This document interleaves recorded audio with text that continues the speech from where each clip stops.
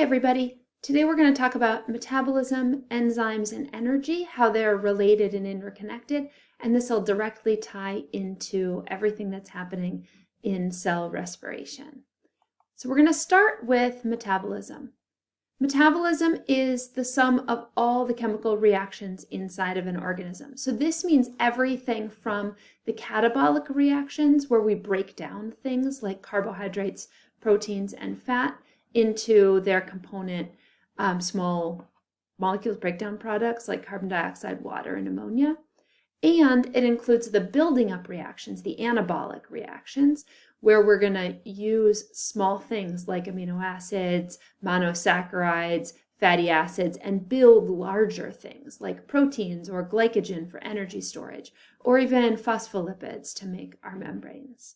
So all of this is under the umbrella of metabolism. Now, metabolism in biological systems usually comes in the form of a metabolic pathway. And by this we mean it's a series of reactions where the one reaction feeds off of what the previous reaction was. Each reaction is going to have its own enzyme. And so in this case, we're going from starting molecule A using enzyme 1 in reaction 1 to make substrate 2, B, or intermediate product B.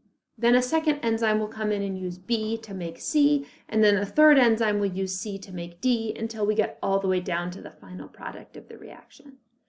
I like to think of this as an analogy to like cooking.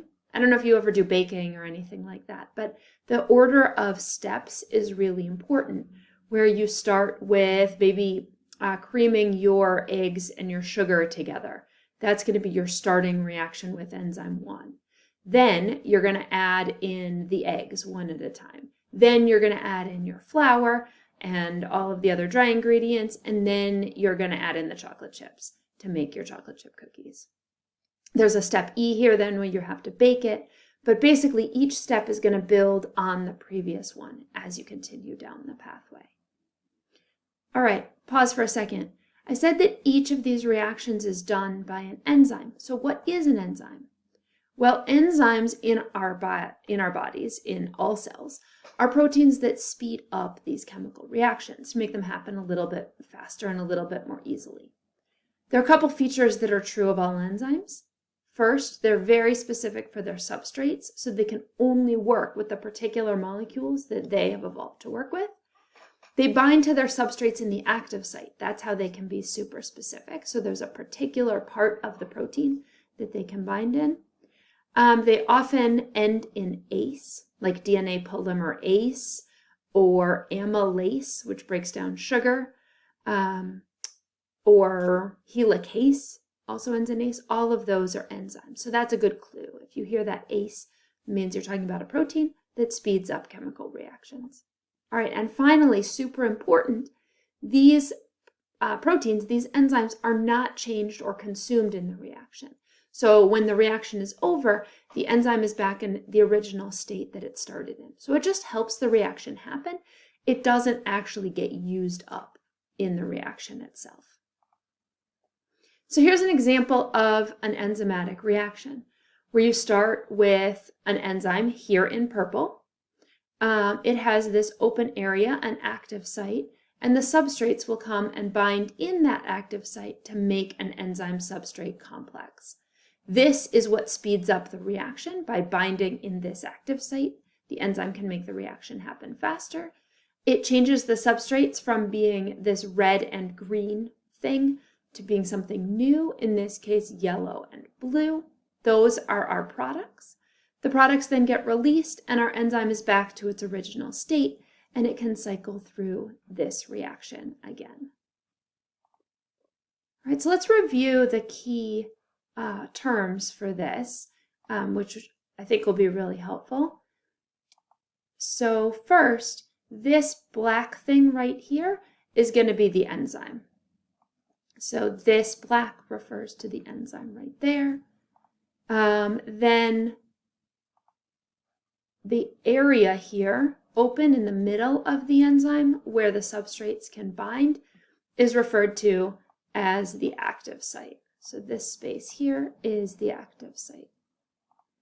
Next, the substrates can bind inside that active site. So we have two substrates, substrate here and a substrate there. This is substrate 1 and substrate 2. It doesn't actually matter which one's which, so I'm using the same color for them. All right, and then now we have an entire complex where the whole thing is all bound together. That's our big thing. That's our enzyme substrate complex. That's this section right there. And then once our reaction has been run, we now have different things being released from our reaction. So those are our products. So product 1 and basis on top of it. We gotta move that. And product 2. Again, it doesn't matter which one is 1 and which one is 2. They're both our products, so I'm going to use the same color. And then our original molecule, our original enzyme, which I originally highlighted in yellow, is in its same state again. All right, so hopefully that vocabulary helps, because I'm just going to refer to those things with those appropriate terms as we go along. All right, so enzymes can be regulated. This is a super important feature because you want to be able to control how fast reactions can go and when and where they can happen. And because enzymes are proteins, they can be regulated by all those same things we talked about last week or 2 weeks ago about proteins. So proteins are really sensitive to their environment. So if you increase the temperature or decrease the temperature too much, that messes up the protein folding. They can get denatured. That will mess up the ability of those proteins to work. Also, if you change the pH, that can mess up how well those proteins work as well. So here are 2 different enzymes. In black, we have a typical human enzyme that works best at about human body temperature. So enzymes have evolved to work best in the environment that they work in. So here's the one at human body temperature, somewhere around 37-ish degrees Celsius. That's about our normal body temperature. Whereas the red enzyme marked here is one of a thermophilic or heat-tolerant bacteria, where it works at a much higher temperature. So you can control how well enzymes work by adjusting the temperature that they're found in. Additionally, this is also true for changing the pH. Pepsin, which is an enzyme that works in your stomach. Stomachs are really, really acidic. Pepsin works best at a pH of about 2. And then trypsin, which is in your intestine where the pH gets neutralized after all the stuff leaves your stomach, works best at a much more neutral pH of about 8. So that's pretty cool. You can control the ability and the function of these enzymes to work by controlling the environment that they're found in. So that's one way to turn off or turn on a particular enzyme. Another way to turn off or turn on an enzyme is through inhibitors. So inhibitors can bind to an enzyme and control their ability to function. So normally this is what happens as an enzyme works. Substrate here in kind of a turquoisey color. It binds to the active site of our purple enzyme, and that helps to speed up the reaction. But if you have a competitive inhibitor, that would bind here in the active site, getting in the way of the substrate. So it competes for a space inside of the enzyme at the active site right here. Another type of inhibitor that you can have is a non-competitive inhibitor. Do you see how it's binding over here at a different site entirely? This is referred to as an allosteric site. So this is referred to as an allosteric site, or a site different from the active site. But what happens is when the non-competitive inhibitor binds to the allosteric site, it changes the shape of the molecule, changes the shape of the enzyme so that the substrate can't bind to it anymore. Both mechanisms of inhibition, competitive and non-competitive inhibition, mess up the ability of the enzyme to function or the ability of the enzyme to do its job. So this becomes particularly important when we get back to metabolic pathways, because the entire purpose of the metabolic pathway is to have a series of reactions that builds on the earlier one, with enzymes involved at each step. So if you want to control how fast a metabolic pathway goes or how slow a metabolic pathway goes, a really good way of controlling that is by regulating the enzymes. One really common way that we see in biological systems that metabolic pathways are controlled is feedback inhibition. It's not the only way, but it's a really common one, so I want to talk about it quickly because I think it'll give you a really nice picture of why it matters. Okay, so here is a big, long, complicated metabolic pathway. We start with a substrate, threonine, and we make an end product, isoleucine. Both of these are amino acids, but it takes a whole series of 5 enzymatic steps to get from threonine to isoleucine.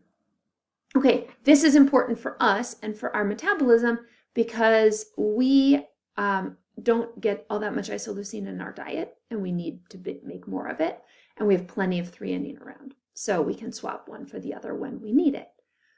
But we don't necessarily want to run this reaction all the time. We only want to do it when we need isoleucine, because we wind up using up our threonine in order to make the isoleucine. So you don't want to shift all of your isoleucine to threonine because then you can't get it back.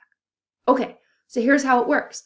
You got your threonine, you go through all the steps, you make your isoleucine. But we can regulate when this pathway is turned on and when this pathway is turned off at its very first step. So here, enzyme 1 is known as threonine deaminase. That's its first step, is to remove the amine group from the threonine. And if we don't have much isoleucine around, we'll run this reaction. But if we do have a lot of isoleucine around, this same purple enzyme right here, threonine deaminase, binds to isoleucine at its allosteric site, at this other site at the bottom of the enzyme. When it does that, it messes up the shape of the active site so that threonine can't bind there. Basically, it serves as a little switch, turning off the threonine deaminase. That means that we're only going to run this reaction when we need isoleucine, but when we have plenty of isoleucine, we will stop running the reaction and have feedback inhibition, turning it off. So I don't know if you've seen this episode of I Love Lucy, but it's a great one and you should go watch it. Anyway, Lucy winds up getting a job at a chocolate boxing factory. And as the chocolate is coming down the conveyor belt, she can't keep up with putting the chocolate in the little boxes as it goes. So she starts stuffing the chocolate in her mouth as it goes along. All right, this is an example, sort of feedback inhibition. So I like it because of the pun with feed and her stuffing the chocolate in her mouth. Anyway, what she needed to do was to say, slow down the conveyor belt, and tell them to slow the rate, or basically turn off this metabolic pathway that's going on. But instead, she, as Lucy always does, screws up the situation in ways that are exceptionally humorous. But anyway, feedback inhibition is where you need to slow down the reaction because you have too much product, too much, in this case, chocolate coming through. All right, so that takes us to the end of our discussion of enzymes for now. In the next video, we're going to switch over to talking about energy and how energy relates to enzymes in all of these metabolic processes.